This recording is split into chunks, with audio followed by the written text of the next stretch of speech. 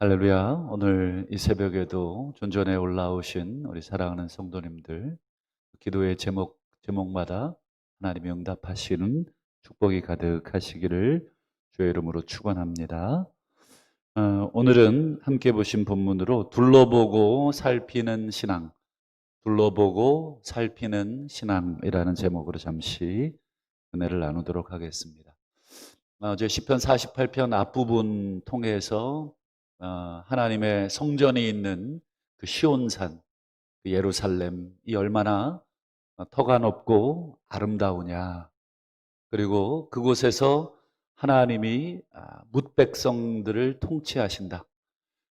우리 짜본이라고 하는 그 바알 신을 중심으로 모든 그 당시에 섬기던 신들이 모이던 곳이 짜본이라고 하는 곳이었는데, 그곳이 세상의 중심이 아니라 바로 이 시온산, 하나님의 보좌가 놓여 있는 이 시온산을 통해서 하나님이 그것을 중심으로 세상을 통치하신다.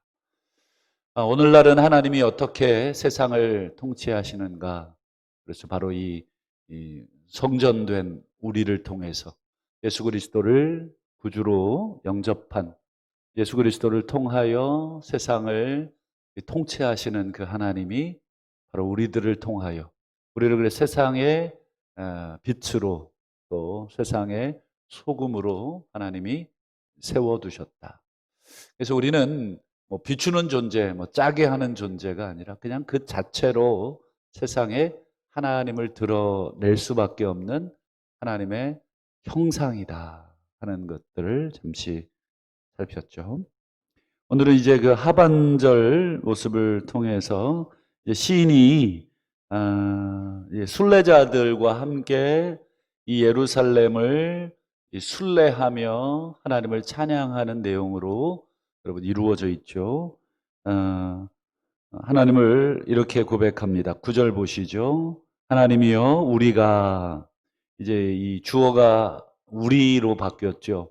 그래서 이 우리라고 하는 건 이제 공동체가 함께 하나님의 성전에 올라와 순례하고 찬양하는데, 우리가 주의 전 가운데에서 하나님의 주의 인자하심을 생각하였나이다.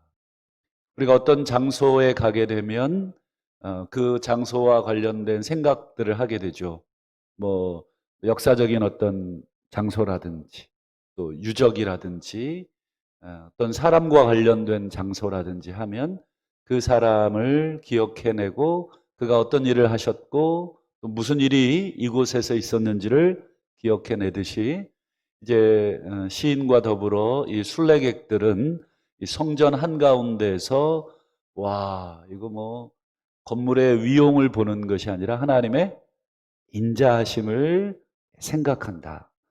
원래 이 인자라고 하는 이 헤세드라고 하는 단어를 정확하게 번역을 하려면, 인자라는 말은 좀 약한 번역입니다. 인자 그러면 우리의 어감에도 그냥 뭐 약간 왜 할아버지 느낌 나잖아요. 인자하신 할아버지.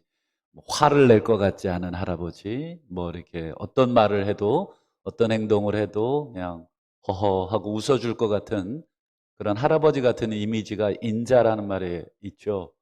근데 사실은 이 인자라고 번역된 이 헤세드라고 하는 히브리어를 더 정확하게 번역하려면 언약의 신실한 하나님의 사랑이라고 번역을 해야 합니다. 하나님이 약속하신 언약이 있지 않습니까? 이스라엘 백성과 맺은 그 언약, 그 언약에 신실하신, 그 언약을 반드시 지켜내시는 하나님의 사랑을 묵상하였나이다, 생각하였나이다. 그러니까 성전에 와서 뭘 생각하는 거예요? 과거 우리 조상과 하나님이 맺었던 언약을 생각하고, 우리 조상들이 우리 애들 말로 개판 5분 전으로 살았지만, 그래서 하나님의 징벌도 받고 하나님의 버리심도 때로는 경험했지만, 끝끝내 하나님께서 당신의 백성을 지켜내시고 당신의 그 이름, 당신의 명성을 지켜내시는 그 하나님의 헤세드를 생각하는 거죠. 대단하다. 이렇게 묵상을 하게 되는 겁니다. 그래서 우리 어저께도 살폈지만 열왕들이 모여서 예루살렘 시온산을 향해서 점령하기 위해서 군대를 모아서 쳐들어왔죠. 그러나 거기에 하나님이 그 지켜주심으로 인해 그들이 놀라서 해산하는 여인처럼 동풍에 깨져버리는 다시스의 배들처럼 열왕들이 도망가 버린 그런 역사를 노래했었지 않습니까? 그 모든 과정들, 그들의 역사를 쭉 구약 성경 자체를 쭉 묵상해 보면 정말 이스라엘이 대단한 게 아니라, 하나님의 선민들이 대단한 게 아니라 하나님이 대단하다는 것을 우리는 단 한순간도 고백하지 않을 수 없다 하는 것이 결론입니다. 그래서 이스라엘 민족이 뛰어나니 전 세계의 유태인들의 교육 열풍이니 이런 거 연구하잖아요. 물론 일반 차원에서는 그렇게 볼 수 있지만 신앙적 차원에서는 여러분 하나님을 우리가 그렇게 봐야 됩니다. 그래서 이제 10절에 보시면 순례객들이 이렇게 찬양합니다. 10절 하나님이여 주의 이름처럼 당신의 찬송도 땅끝까지 미쳤습니다. 당신의 이름이 땅끝까지 이렇게 퍼졌듯이, 여기서 이름이라는 것은 뭐예요?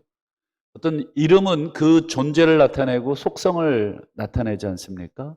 하나님의 존재, 하나님의 이 성품, 하나님의 이 속성이 땅끝까지 이르렀듯이 그 당신의 이름에 걸맞는 찬송도 땅끝까지 이르다 하는 것이죠. 지금도 왜 우리 인간들의 인간들 중에 대단한 업적을 이룬 사람들의 이름을 기억하고 그를 찬송할 때도 있죠. 나폴레옹 같은 경우도 그렇겠고, 또 여러 가지 위대한 어떤 일들을 이루어 놨다고 생각되는 사람들의 이름을 지금도 세계사에 기록하며 후손들이 배우고 대단하다, 정말 끝내준다, 이렇게 찬송하듯 주의 이름도 똑같다 하는 것이죠. 하나님의 이름이 열국 가운데 어떤 이름이냐, 그 이름에 걸맞는 찬송이 이렇게 퍼지고 있다. 여러분 눈을 감고 이렇게 들어보시면 정말 하나님의 이름이, 우리 인간들은 찬양하지 않을지 몰라도 여러분 이 천하 만물은 하나님을 지금도 여전히 찬양하고 있죠. 나무와 숲과 온갖 동물들, 식물들, 그리고 천체들까지도 여러분 하나님의 그 이름과 그 이름에 걸맞는 찬양을 드리고 있습니다. 그러면서 왜 하나님의 찬송이 이렇게 땅끝까지 이르느냐, 끝에 10절 끝에 보시면 주의 오른손에는 정의가 충만합니다. 주의 오른손, 여러분이 성경에 나오는 오른쪽이라고 하는 건 권능, 힘을 상징한다 그랬죠. 이사야서에도 보면 나의 의로운 오른손으로, 하나님이 오른손잡이라서 이렇게 표현한 것이 아니라 오른쪽이라고 하는 것은 항상 그렇습니다. 그래서 축복을 할 때에도 장자에게는 오른손을 얹습니다. 권능을, 능력을 상징하는 그 표현이 오른쪽이기 때문에 그렇습니다. 주의 오른손에는 정의로 가득합니다. 그러면 어떤 정의일까요? 어떤 것이 정말 하나님이 이 땅에 우리에게 베푸시는 정의냐? 11절을 보실까요? 주의 심판으로 이렇게 되어 있죠. 즉 하나님의 정의는 심판으로 드러난다 하는 것입니다. 여기서 심판이라고 할 때는 여러 가지 의미가 있습니다만 어떤 재판, 판결이라는 뜻이 될 때가 있습니다. 여러분 어떤 게 하나님이 재판장으로서 공의롭냐 공의롭지 않느냐 하는 것은 언제 드러나냐면 심판 때, 재판 때에 드러나게 되어 있습니다. 그 사람이 공의로운지 공의롭지 않은지 여러분 평소에는 모릅니다.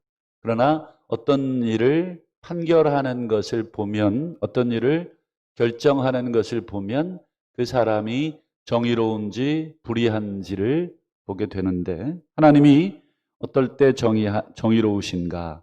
11절에 심판으로 정의로우심을 드러내는데, 여러분 시온산은 이 심판 앞에 어떻게 합니까? 기뻐하고 유다의 딸들은 즐거워합니다. 여러분 하나님의 그 심판, 우리가 말하는 그 심판은 막 불심판, 종말에 나타나는 그런 심판으로 우리가 무서워해야 될 것 같지만, 사실은 하나님의 백성들은 하나님의 심판이 나타나기를 사모하고 있죠. 왜냐하면 하나님 앞에서 자신들이 더 옳다라고 생각하기 때문에. 그래서 시온과 유다의 딸들은 주의 심판에 두려워하지 않습니다. 오히려 기뻐하고 즐거워하죠. 그럼 반대로 누가 주의 심판에 두려워하겠습니까? 그렇죠. 시온과 유다의 딸들을 정복하거나 그들을 사로잡아 가려고 하는 자들은 주의 심판이, 정의로운 심판이, 오른손의 심판이 나타날 때 그들이야말로 두려워하겠고 무서워하겠고 슬퍼할 것입니다. 이제 시는 마지막으로 순례자들에게 이 하나님의 성, 거룩한 성, 큰 임금의 성, 큰 왕의 성 예루살렘을 순례하며 어떻게 할 것을 명령하냐면 12절 보시죠. 너희는 시온을 돌면서, 이게 이제 전형적인 순례의 모습입니다. 시온을 이렇게 쭉 도는 거죠. 우리도 어디 유명한 그런 성지라든지 또 어떤 기념이 될 만한 곳을 한번 방문해서 쭉 둘러보지 않습니까? 곳곳을 이렇게 보듯이 시온을 돌면서 그곳을 둘러보라. 그 망대들을 세워보라. 예루살렘 성을 쭉 가게 되면 이제 곳곳에 망대들이 세워져 있지 않습니까? 그런 모든 것들을 쭉 보라. 13절, 그 성벽을 자세히 만져보라. 그의 궁전을 살펴라. 그리고 마지막이 뭐냐면 후대에 전해라. 여러분 이 시온을 둘러보고 돌고 망대들, 성벽들, 궁전들을 보라, 세보라. 이건 단순하게 여러분 건물을 기억하고 보존하라 이런 의미가 아니겠죠. 이 건물과 함께한 하나님의 역사, 그리고 이 건물에 서려 있는 하나님의 손길을 기억하고 세보라는 거겠죠. 그러니까 그것들을 후대에 전하라 하는 뜻입니다. 야, 이 건물은 몇 개고, 이 건물은 벽돌이 몇 개로 되어 있고, 망대는 몇 개고, 물론 그런 어떤 건물학적, 건축학적, 어떤 지리학적 그런 정보들을 우리가 기록해 놓고 전할 수도 있지만, 여러분 단순히 우리 교회 창문이 몇 개입니까? 둘, 넷, 여섯, 여덟. 이쪽에도 8개겠네요. 이런 거 기억하고 기둥은 몇 개인가, 2개에 층고는 몇 높인가, 이런 거가 우리가 기억해야 될 것이 아니라 궁극적으로는 뭐예요? 그렇죠. 우리 교회와 함께 했던 하나님의 손길과 역사, 이런 것들을 기억하고 세보고 후대에 전하라. 이렇게 시인이 명령을 합니다. 여러분 유대인들은 철저하게 이 역사의식을 가지고 신앙생활을 합니다. 자신들의 역사와 지금 자신들이 서 있는 그 현재의 신앙을 분리하지 않습니다. 철저히 조상들의 터 위에, 역사의 그 터 위에 그들의 신앙이 한 걸음 더 발전해 간다, 이렇게 믿습니다. 그래서 유대인들은 지금도 역사적인 장소를 소중하게 기억을 하죠. 우리처럼 너무 난개발 시켜서 역사적인 수치가 될 만한 건물들은 다 헐어버리고 이렇지 않죠. 철저하게 그곳을 보존하고 또 그것을 기억하고, 아프지만 그 역사적인 장소의 후배들과 후손들을 데리고 와서 우리 조상들의 부끄러웠던 역사들을 보여주고 그것을 기억하며 반복하지 않도록 그것들을 교육하죠. 대표적으로 이 이스라엘의 마사다라고 하는 곳을 가보셨는지 모르겠습니다만, AD 70년에 여러분 로마에 의해서 예루살렘이 함락될 때 마지막 전사들이 마사다라고 하는 곳에 도망을 가서 끝까지 항전을 하죠. 로마가 그 마사다를 점령하기 위해서 수년간 애를 쓰고 고생하다가 결국 점령하러 딱 올라갔는데 다 자결해 있더랍니다. 다 죽어 있더랍니다.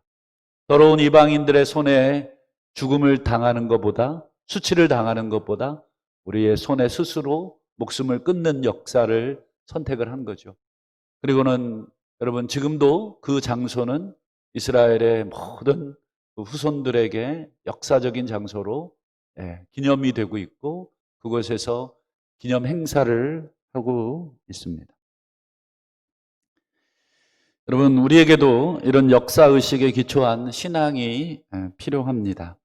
작게는 여러분, 우리 교회 90년 역사를 되돌아보는 것, 그래서 요람을 되돌아보고, 저는 어느 교회든 홈페이지를 가면 그 교회의 역사를 한번 둘러봅니다. 그 역사를 무시할 수 없기에. 제가 중고등부 아이들 지도할 때 제가 국내 성지순례를 기획을 한 적이 있습니다. 물론 이제 서울을 중심으로. 그래서 서울의 곳곳에 기독교의 유적들이 많이 있습니다. 그리고 역사적인 장소들, 그런 것들을 이제 탐방을 아이들을 데리고 가죠. 물론 아이들은 지루해하고 재미없어 할 수도 있지만 아이들의 그 인생에 있어서의 그 추억과 기억 속에 분명히 그런 적이 있었지. 이게 한 번의 행사로 끝났기에 아이들에게 기념이 되지 않을 수 있지만, 이게 매년 반복이 된다면, 이게 계속 반복이 된다면 아이들은 그 역사적 장소와 함께 그들은 성장을 할 것이고, 그들은 그곳에 대한 기억을 어른이 돼서도 가지게 될 것입니다. 그래서 제가 성장했던 서울의 그 합정동이라는 곳이 있습니다. 거기에는 양화진, 외국인 선교사들의 무덤이 그곳에 있습니다. 그곳에 한번 1년에 꼭 몇 번은 개인적으로나 한번 둘러보게 되는데, 비석을 하나하나 세보고, 또 그곳에 어떤 기록이 있는가, 이분은 언제 한국에 와서 언제 죽었는가를 만져보고 묵상하고, 하나님이 이 사람을 어떻게 그곳에서 성장하게 하고 이곳으로 오게 하셨고, 이곳에서 그는 어떤 생각을 가지고 정말 이 미개한 나라에 발을 뛰게 하셨고, 정말 아무도 환영하지 않는 이 땅에 그들은 가족을 뒤로하고 그 사명을 따라서 이곳에 와서 자녀를 낳고 자녀를 온갖 질병에 잃고 하는 모든 과정들을 했는가? 그러면 그들의 삶을 숭고하게 생각하지만 사실은 그들을 보낸 하나님의 그 구원의 손길들을 우리가 묵상하게 되는 거죠. 더 넓게는 우리 한국 땅 전체, 그리고 전 세계에 흩어져 있는 여러분, 하나님의 그 손길들을 우리가 순례하며 묵상하고 기억해야 할 것입니다. 결국 신앙은 하나님께서 우리에게, 그리고 나에게 어떤 일을 하셨고 하나님이 얼마나 신실하신가, 그게 바로 아까 노래한 주의 궁전에서 주의 인자하심, 언약의 신실한 하나님의 사랑을 묵상하는 것일 것입니다.